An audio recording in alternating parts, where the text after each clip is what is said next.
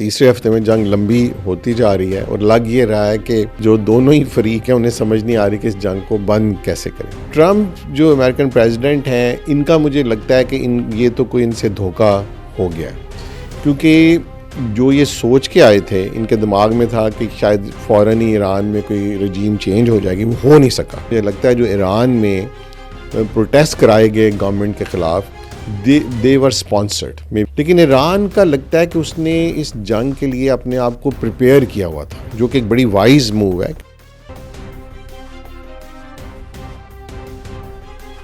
Institute जो हमारा forum है, हम एक अच्छी कॉज के लिए काम कर रहे हैं।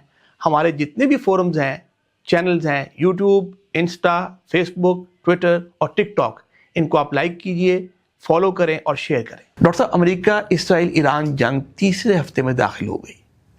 इस जंग की आप जो प्रेजेंट सिचुएशन है, इसको आप कैसे देखते हैं? हम कहाँ खड़े हैं जंग के हवाले से? जंग, आपकी बात ठीक है, तीसरे हफ्ते में जंग लंबी होती जा रही है और लग ये रहा है कि उनको जो दोनों ही फरीक हैं उन्हें समझ नहीं आ रही कि इस जंग को बंद कैसे करें।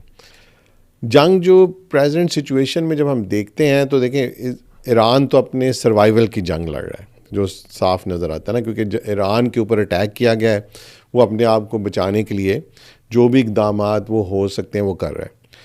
ट्रंप जो अमेरिकन प्रेसिडेंट हैं, इनका मुझे लगता है कि ये तो कोई इनसे धोखा हो गया है, क्योंकि जो ये सोच के आए थे, इनके दिमाग में था कि शायद फ़ौरन ही ईरान में कोई रजीम चेंज हो जाएगी, वो हो नहीं सका।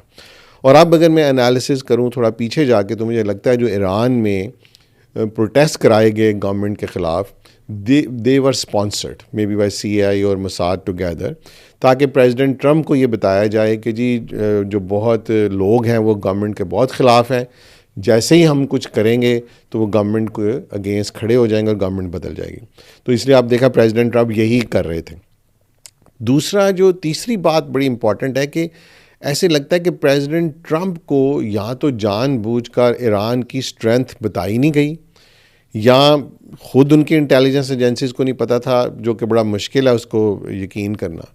लेकिन ईरान का लगता है कि उसने इस जंग के लिए अपने आप को प्रिपेयर किया हुआ था, जो कि एक बड़ी वाइज मूव है, क्योंकि उनका हमने एक पढ़ा भी कि उन्होंने जब इराक़ ने जंग हारी और बड़ी क्विकली, आपको याद है इराक़ बिल्कुल रेजिस्ट ही नहीं कर सका, तो उसकी ईरान ने केस स्टडी कराई अपने एक जनरल को वहाँ भेज के, जो वहाँ मुकीम रहे। और उसके बाद उन्होंने, जैसे पहले हम बात कर चुके, एक मोज़ेक डिफेंस पूरे उसको कायम किया। उसके बाद अब नज़र आता है कि उन्होंने अंडरग्राउंड उनके मिसाइल साइट्स हैं, इस तरह उन्होंने पानी जहाँ उनका है हुर्मुज़ के पास, वहाँ पे उन्होंने अंडरग्राउंड टनल्स बनाई हुई हैं, उन टनल से मिसाइल निकलते हैं। अच्छा, उनको ये भी अंदाज़ा है कि उनके पास B-2 बॉम्बर्स हैं जो ऑलमोस्ट 200 फीट के करीब तक नीचे बॉम्ब जा सकता है। इट मीन्स कि उन्होंने ये साइट्स उससे भी नीचे लेकर गए हुए हैं। इसी तरह उन्होंने अपनी जो एयरफोर्स को इतना स्ट्रॉन्ग नहीं किया, probably they could not invest on that, लाजमत उनके वसाइल जो थे बड़े कम थे। तो प्रेजेंट सिचुएशन में ऐसे लग रहा है, जो जिस तरह प्रेसिडेंट ट्रंप रोज़ बयानात देते हैं कि मैं जंग को जब चाहे ख़त्म कर सकता हूँ, फिर कभी ईरान को करें। अभी उन्होंने रशिया से बात की है, प्रेसिडेंट पुतिन से 1 घंटे की उनकी ऑनलाइन मीटिंग हुई विद देयर टीम्स, जिसमें प्रेसिडेंट पुतिन ने शायद ये कहा जी कि मैं अगर ईरान से जो उनका यूरेनियम है, जो 300-400 किलोग्राम की बात हो रही है, मैं रशिया में उनसे ले लेता हूँ।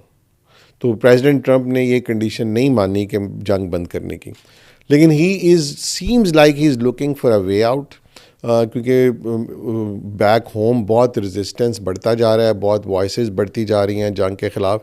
तो प्रेजेंट सिचुएशन में ऐसे लग रहा है, क्योंकि ईरान इज़ डिटरमिन्ड, क्योंकि उनके ऊपर जितनी बॉम्बिंग हो रही है वो बहुत ही ज़्यादा है, अनप्रेसिडेंटेड लगती है कि सारी तबाही यानी इस 2 हफ्ते में उन्होंने जो अभी तक कर दी है। उसके बावजूद हमने देखा कि कल यौमुल कुद्स था और वहाँ एक बहुत बड़ा लोगों की परेड थी उसकी सपोर्ट में। तो बॉम्बिंग के बावजूद लोगों की जो विल नज़र आई और इवन उनकी लीडरशिप भी उसमें आई है। तो ये चीज़ ये शो कर रही है कि ये जंग बहुत आसान नहीं होगी अमेरिका के लिए और इज़राइल के लिए, और इसमें से रजीम चेंज करना शायद बहुत मुश्किल हो जाए उनके लिए।